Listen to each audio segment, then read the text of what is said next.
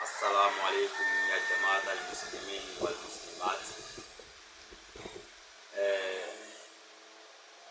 Après la salutation d'Allah, je salue d'une manière populaire que tout le monde connaît. Salut à toute la famille, à tous mes frères et sœurs musulmans et non musulmans. Alhamdulillah, j'ai l'intention de partager un peu de ma science avec mes frères et sœurs musulmans, surtout les jeunes. Je m'adresse à la jeunesse, les filles, les garçons, les hommes, les femmes, tout. Aujourd'hui, de nos jours, moi j'ai constaté que la jeunesse ne se donne plus à la lecture. La jeunesse ne cherche plus à savoir la science, comment les choses se passent dans la religion, comment il faut faire ceci, comment il faut faire cela. La jeunesse vit comme cela, comme on n'a pas, pourtant on a la science. On est dans un temps que chacun doit mettre en tête que on tient vers la fin. Alors, en tant qu'un musulman, nous devons faire beaucoup d'attention. Car le prophète nous a déjà avertis. Avec tout ce qui se passe dans le monde actuellement, le prophète nous a avertis dans tous ces nouveaux trucs que nous voyons. Les réseaux, les meurtres, les corruptions, les mensonges, tout et tout. Vers la fin des temps, il y a beaucoup de signes qui ont été déjà prédits par notre prophète Muhammad sallallahu alayhi wa sallam. Alors, la jeunesse, moi je vous invite à m'encourager surtout, car j'ai l'intention de partager quelques hadiths à la jeunesse. Comme la jeunesse ne se donne plus à la lecture, c'est très difficile maintenant de voir un jeune en train de faire des recherches dans sa religion. Voilà. Donc, pour cela, moi j'ai décidé de faire la lecture et de transmettre oralement à vous d'écouter. Et je souhaite aussi que ça soit une bénédiction pour moi et vous. Quand vous allez écouter, j'implore Allah pour que les pratiques soient faciles pour vous et moi. Alhamdulillah, je me nomme d'abord, je suis musulman et je me nomme Mohamed Diarra,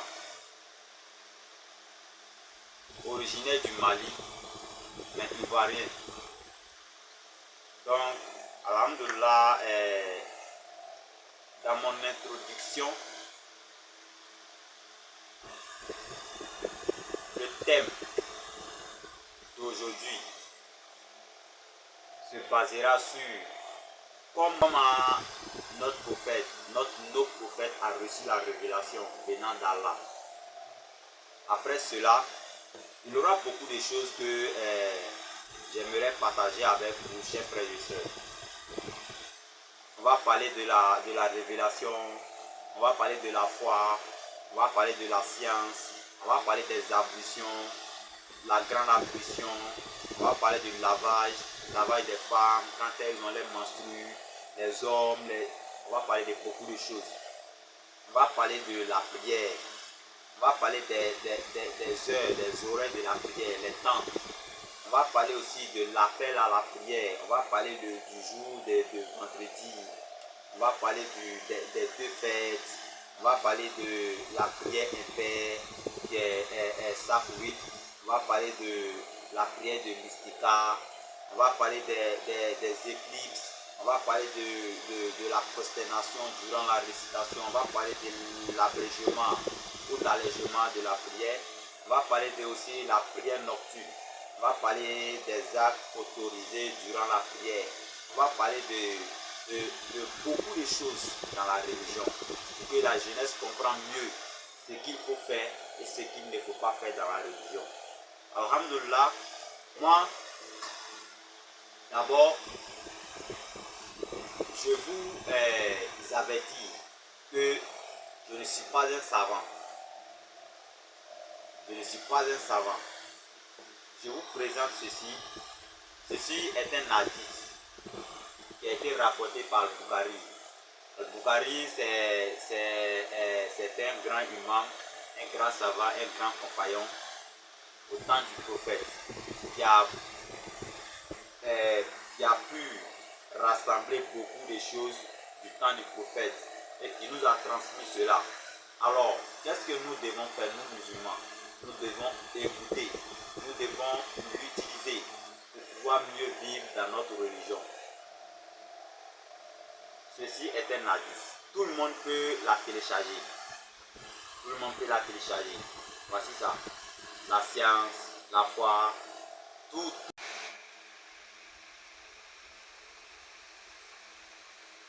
Ok. Ok.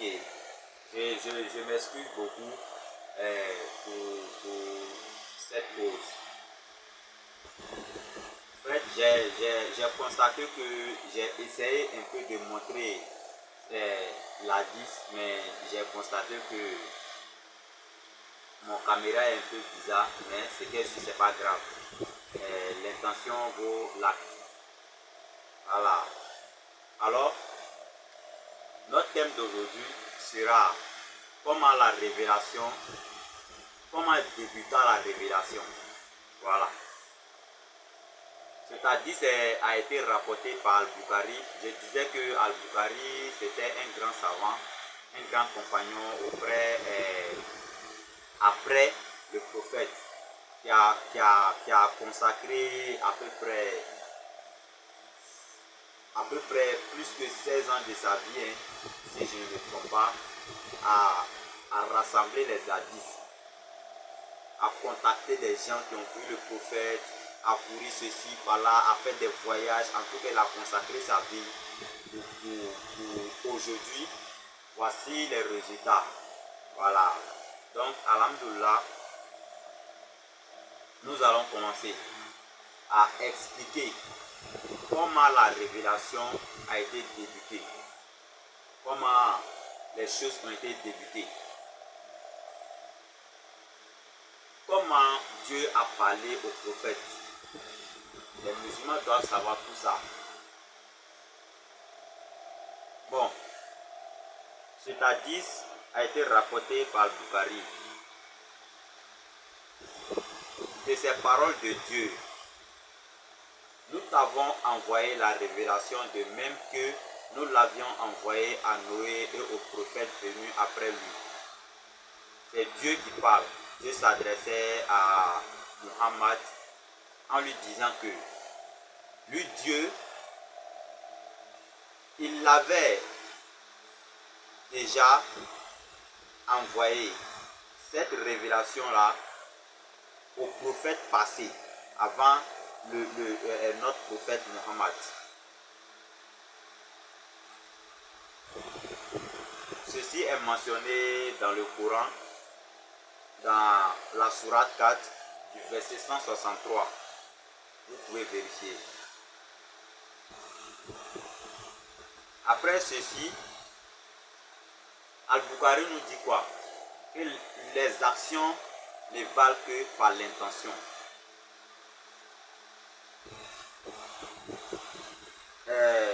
Selon Al-Kama bin Kazas El-Layth,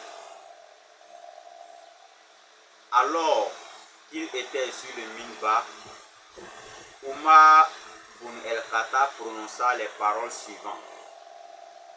J'ai entendu l'envoyé de Dieu dire, les actions ne valent que selon les intentions. Pour chaque homme, les intentions sont déterminantes. Ainsi, celui qui émigrera pour les biens de ce monde ou pour chercher une épouse ne sera rétribué que pour l'objectif qu'il s'était fixé. C'est-à-dire, nous parle de l'intention. Dans ma compréhension, l'intention vaut l'acte. C'est-à-dire, si tu avais l'intention d'aller voler, par exemple, et puis arriver devant, tu as changé ta réflexion, tu as changé ton intention. Et puis tu as laissé ça, ce vol-là, à cause de ton créateur. C'est vrai, tu avais l'intention de faire cet acte, mais après tu as changé d'intention à cause de ton créateur. En ce moment-là, ton créateur te pardonne le fait que tu as changé ton intention. Il te donne encore de mérite. Maintenant, si tu avais l'intention d'aller voler et que tu n'as pas pu voler, mais c'est pas parce que tu as eu peur d'Allah, ou soit c'est pas parce que, mais tu as eu un empêchement, tu n'as pas pu voler. Malgré que tu n'as pas pu voler, mais à cause de ton intention, tu auras des péchés qui seront inscrits dans ton dossier. Ce qui veut dire que quand tu as l'intention de faire quelque chose que tu n'as pas pu faire, si c'est un bien, Dieu te donne des mérites. Mais si c'est un mal, Dieu te donne aussi ses mérites. Voilà. Dieu te donne, en tout cas l'intention a beaucoup de choses. Tout ce que l'on fait dépend de ton intention. À cause de ça, Dieu nous a dit dans la sourate Faman ya'mal miskala zaratin khayran yara wa man ya'mal miskala zaratin sharan yara. Dans ce verset, j'ai besoin que de deux phrases. Faman ya'mal miskala zaratin khayran yara wa man ya'mal miskala zaratin sharan yara. Quiconque fait du bien, fût-ce du poids d'un atome, le verra. Mais quiconque fait du mal, fût-ce du poids d'un atome aussi, le verra. Quand tu fais un petit mal, tu verras. Quand tu fais aussi un petit bien, tu verras. Tout est mentionné, chers frères et sœurs, tout est mentionné. Ne nous disons pas que Dieu ne prend pas ceci en compte, Dieu ne prend pas cela en compte, tout est mentionné. Chers frères et sœurs, tout est mentionné. Alors, je crois que j'ai fini un peu d'expliquer. Les actions ne valent que par l'intention. Après cela, le suivant hadith nous dit quoi? Le suivant hadith nous dit: comment se manifesta encore la révélation? Selon Aïcha, la mère des croyantes, Harith ibn Hisham était un compagnon du prophète. Un jour, il demanda au prophète: comment se manifeste la révélation? Comment tu te sens quand tu reçois les révélations? Alors le prophète lui répondit ceci: parfois, je ressens comme le thème d'une clochette et c'est le plus éprouvant pour moi. Puis, quand l'épreuve se termine, alors seulement je comprends le sens du message. En d'autres occasions, l'ange prend apparence humaine et je retiens les paroles qu'il me communique.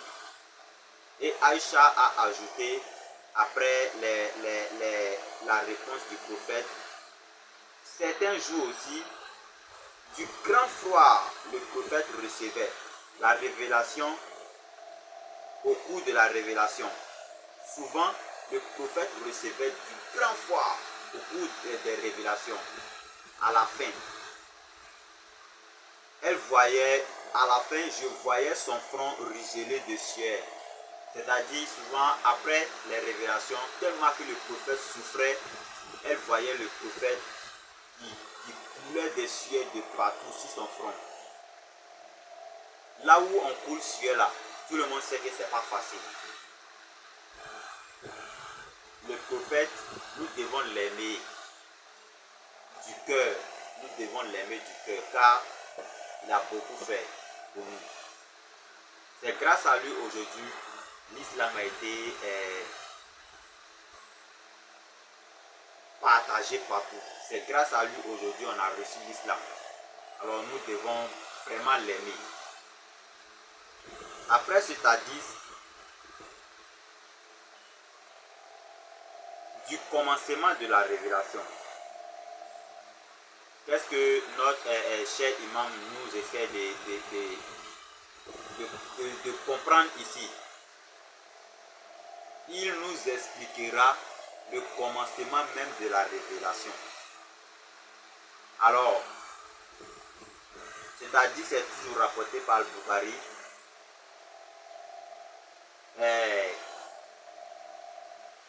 Selon Aïcha, la mère des croyantes, elle a dit, au début de la révélation, commença par des visions pieuses chez le prophète durant son sommeil. C'est-à-dire, souvent, il faisait des songes.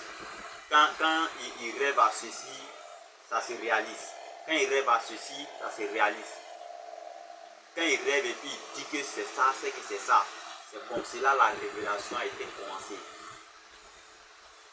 Et après, il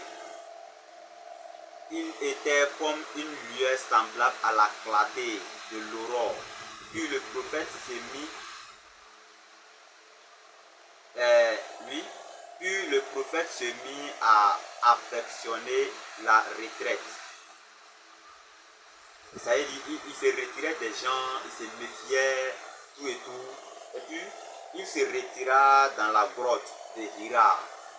C'est une grotte, c'est une montagne à Hira, où il entreprit de pratiquer des actes d'adoration. C'est-à-dire, il s'est retiré, il est parti rester là-bas lui seul. Il ne faisait qu'adorer son Seigneur, il ne faisait que prier, le glorifier. Il a fait ça pendant plusieurs nuits. De suite de cela, sans rejoindre son domicile, il s'était pourvu d'aliments. Il avait beaucoup de manger à côté de lui. Et lorsque ses provisions étaient épuisées, il retournait avec Khadija et prenait le nécessaire pour une nouvelle retraite. C'est-à-dire la nourriture qui était avec lui, quand la nourriture finissait, il se retournait avec Khadija. Khadija aussi qui est son épouse, pour se recharger encore de nourriture, pour pouvoir continuer sa retraite, pour pouvoir continuer son adoration.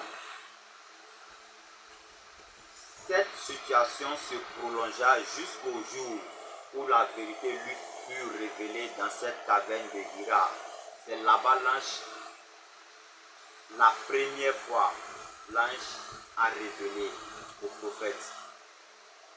L'ange Jibril lui visita et lui dit, Iqra, lis, récite. Et le prophète lui répondit, je ne suis pas de ceux qui savent lire.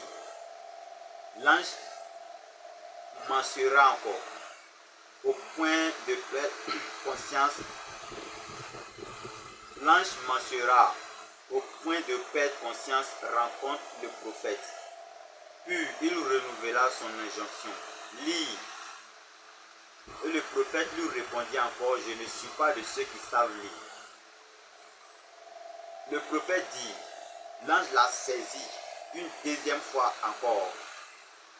et l'a serré jusqu'au point où il voulait perdre ses forces. Et puis il a relâché en lui disant encore, lis. Et le prophète lui redisait encore, je ne suis pas de ceux qui savent lire. Il le redisait encore. Et l'ange l'a repris encore une troisième fois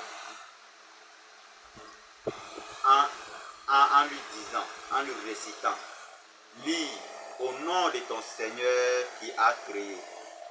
Ikra ismi rabbika allazi khalaqa. Il a créé l'homme d'un embryon. Lis, ton Seigneur est le très généreux. Ce verset est dans la sourate 96. C'est du verset 1 au verset 3. Vous pouvez vérifier.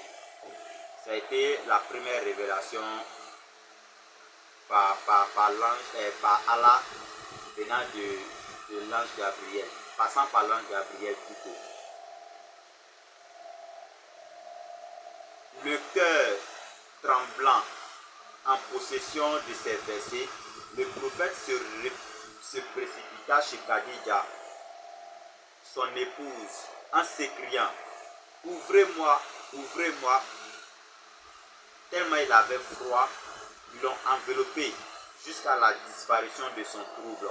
C'est-à-dire, ils ont mis un drap sur lui jusqu'à ce qu'il se calme. Jusqu'à ce qu'il se calme. Et il informa Khadija de son aventure et ajouta, j'ai cru pour ma vie, c'est-à-dire il a expliqué et puis il a dit qu'il pensait que c'était la fin de sa vie.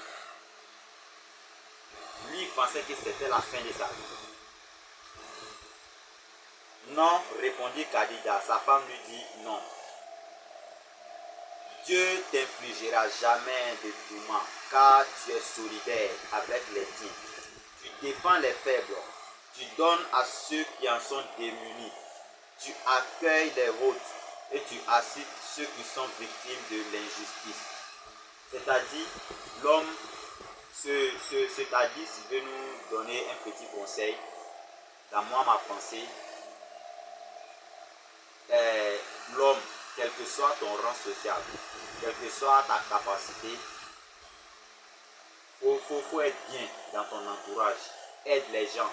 Ne sois pas méchant. Le prophète n'était pas méchant. Le prophète aidait, malgré qu'il était pauvre. Mais tout le monde était d'accord qu'il était gentil, il était bien, il était humble. Le prophète, tu es musulman. Ton prophète, il était bien, il était gentil. Mais toi, tu es dur. C'est pas bien, chers frères et sœurs. C'est pas bien. Sois humble. Sois discret. Ne sois pas. Ne te glorifie pas. Ne te gonfle pas. Hein? Sois tranquille. Sois humble. Sois comme ton prophète. Soyons comme le prophète.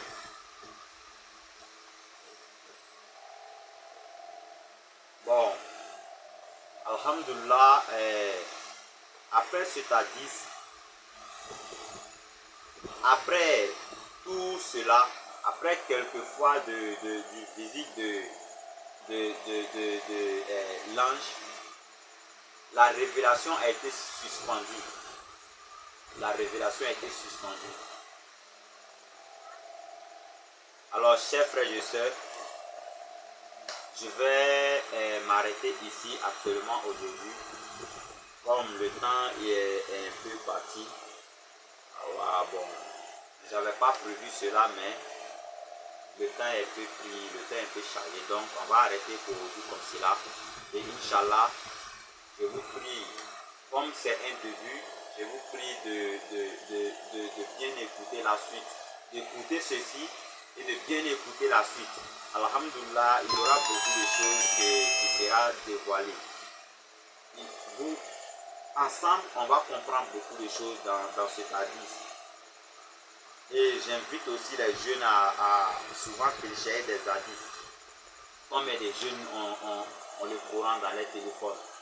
Combien de jeunes ont des hadiths dans les téléphones?